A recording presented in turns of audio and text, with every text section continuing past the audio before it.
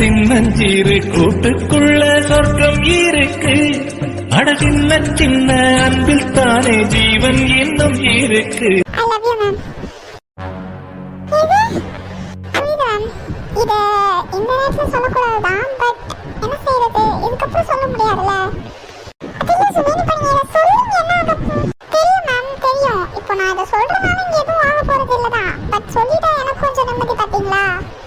And also என்னால உங்க கல்யாணத்துல எந்த ஒரு பிரச்சனையும் வராது. அதே மாதிரி இந்த கல்யாணத்தை என்னால பார்க்க முடியாது. Happy married life ma'am. நான் இப்போ கிளம்பிடுவேன், அதான் சொல்லிட்டு கிளம்பலான்ட்டு. இதுதான் அம்மா கூப்பிட்டு இருக்காங்க.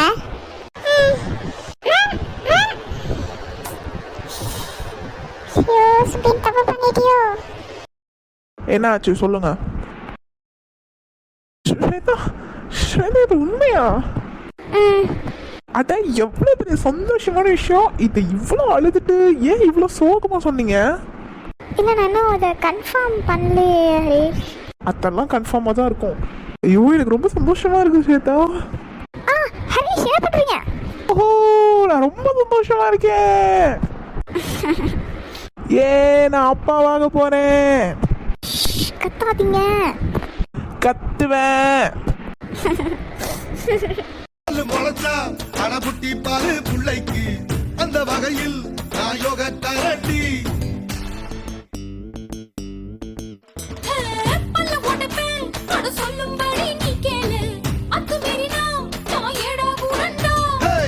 இசையில மண்ணு பட்டா முறைன்னு பேரு வரும், இசையில பொண்ணு பட்டா வீரம் தாரடி.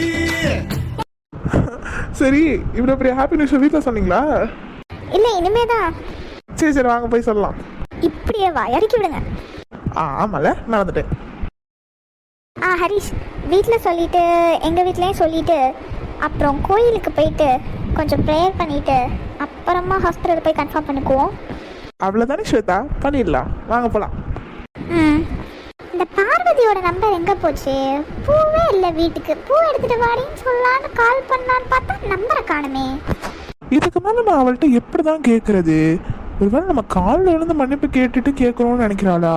நான் எதுக்கு முதல்ல மன்னிப்பு கேட்கணும்? நான் என்ன தப்பு செஞ்சேன்னு தெரிஞ்சால் தானே நான் மன்னிப்பு கேட்கணும். யோசிச்சு யோசிச்சு நம்ம தான் பைத்தியமாயிடுவோம் போல. ரொம்ப நாளாக பூமாரியா பார்க்காம ஒரு மாதிரி இருக்கே, நம்ம வேணா வீட்டுக்கு போய் பார்த்துட்டு வந்துருவோமா? ஏன் எதுக்குன்னு கேட்டால் என்ன சொல்கிறது?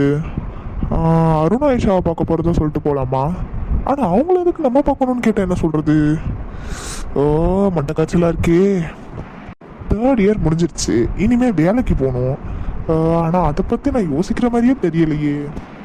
நம்ம பூமாரியை லவ் பண்ணுறோம் நமக்கு தெரிஞ்சிச்சு, ஆனால் இதை எப்படி நான் பூமாரிக்கிட்ட சொல்ல போகிறேன்னு தெரியலையே. எவ்வளோ கொஷின்ஸ் மனசுக்குள்ளேயே இருக்குது. இது இவங்கள்ட்ட சொல்லவும் முடியல, சொன்னால் என்ன ரியாக்ட் பண்ணுவாங்கன்னு தெரில. ஐயோ ஏய் மெண்டல், அதுலேருந்து எப்போ தாண்டா நீ எந்திரிப்ப? எப்போ பாரு அங்கேயே போய் உட்காந்துக்க வேண்டியது. இவ்வளோ பெரிய சோஃபா உனக்கு கண்ணுக்கு தெரியலையா? விட்டுடா உட்காரட்டும். அதான் ஏன் தான் என்னை டார்ச்சர் பண்ணுறதுக்குன்னே 2 பிரதர்ஸ் வந்து அமைஞ்சிருக்கீங்களோ? யாரு நாங்கள் உன்னைய டார்ச்சர் பண்ணுறோம் அப்படி தானே? ஆமாம்.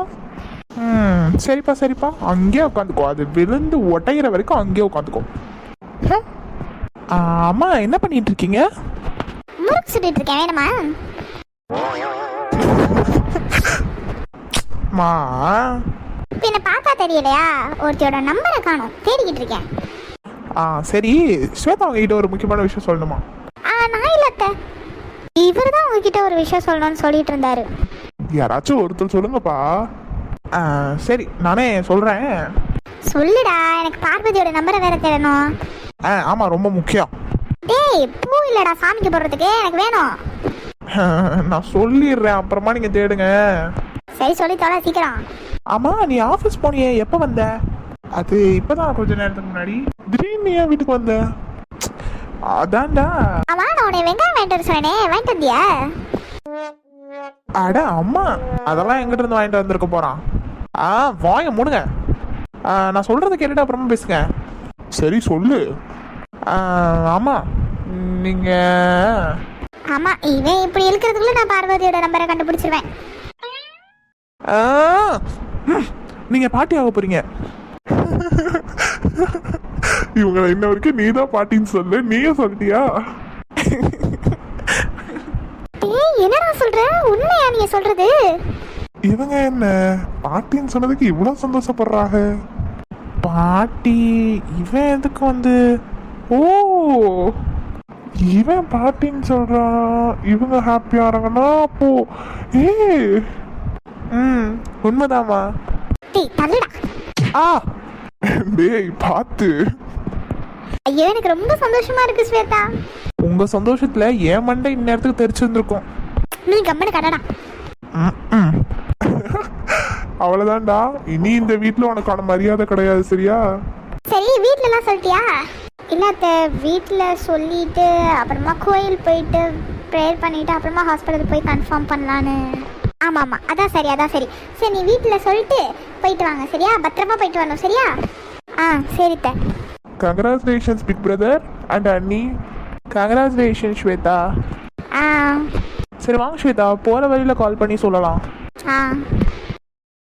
இந்த மெண்டல் எங்க போச்சுன்னு தெரியலையே. கல்யாணம் வர ஸ்டார்ட் ஆக போகுது, வெளில போய் பார்ப்போம் இருக்கானான்னு. இவன் எய்தாப்புல உள்ள கோயில்ல உட்காந்து இந்த நேரத்துல என்ன பண்ணிட்டு இருக்கான்? சரி போய் கூட்டிட்டு வருவோம்.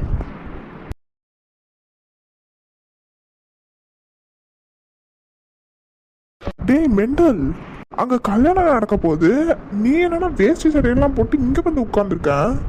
அது சும்மாதான்டா, மனசு ஒரு மாதிரி இருந்துச்சு, அதான் இங்க வந்து உட்கார்ந்திருக்கேன். இது மனசு ஒரு மாதிரி இருந்துச்சா? என்ன மாதிரி இருந்துச்சு?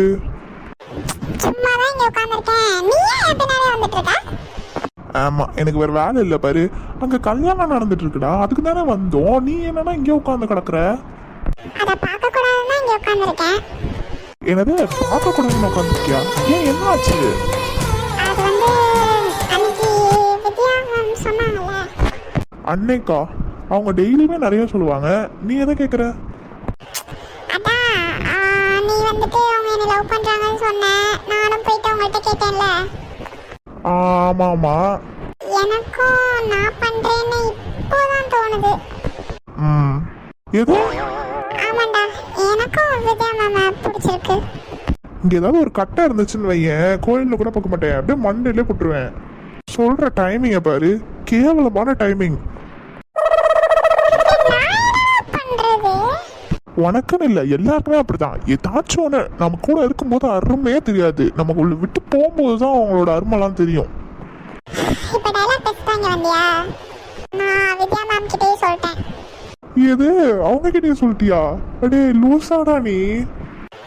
நான் சொல்லிட்டேன், அதே மாதிரி என்னால இந்த கல்யாணத்துக்கு பிரச்சனை வராது, ஹாப்பி மேரிட் லைஃப் மேம் அப்படின்னு சொல்லிட்டு வந்துட்டேன். டேய் நீ பைத்தியமா இல்ல ஆப்போசிட்ல உள்ள எங்களை தான் பைத்தியமாக்கிட்டு இருக்கியா? முதல்ல நீ என் முகத்தை பார்த்து பேசு.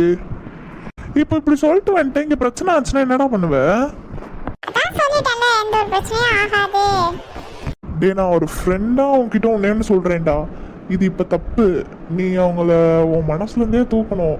ஏன்னா அவங்க இன்னொருத்தவனுக்கு சொந்தமாக போறாங்க. ஸோ நீ அவங்கள மனசுல வச்சிருக்கிறது எனக்கு என்னமோ தப்புன்னு தான் படுது.